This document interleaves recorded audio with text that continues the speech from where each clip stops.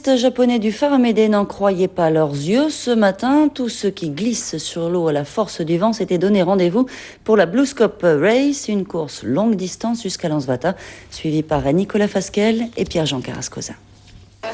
Ambiance grande manœuvre, c'était ce matin sur le ponton du Faramede.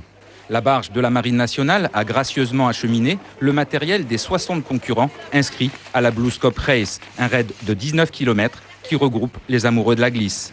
L'objectif, c'est de promouvoir encore plus le milieu de la voile sur le territoire.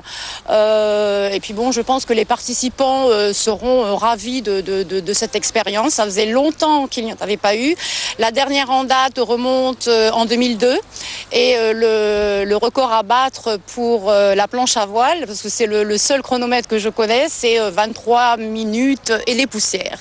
Vers midi, c'est l'inquiétude. Le vent faiblit, moins de 10 nœuds. Il faut patienter et attendre de meilleures conditions de course. Pendant ce temps, on en profite pour fignoler les derniers réglages, comme ici Charles et Benoît, deux jeunes qui partiront fin octobre en métropole, dans le Nord-Pas-de-Calais, pour disputer les championnats de France de planche à voile. Pour eux, ce raid, c'est important. Ça nous permet de se comparer un peu au meilleur niveau de la Nouvelle-Calédonie. Et donc, j'ai beaucoup à apprendre de cette longue distance. Et ça m'a apporté beaucoup de choses. Après ses caprices, Éole se réveille enfin, 15 nœuds établis. L'organisation décide alors de donner le départ. Un départ échelonné avec les dériveurs, les voiliers et enfin la meute des wind et kitesurfers. Très vite, ce sont les planches à voile qui prennent la tête. À la première porte, Charles Perret est leader, suivi de près par Benoît Jacquier et Thomas Goyard.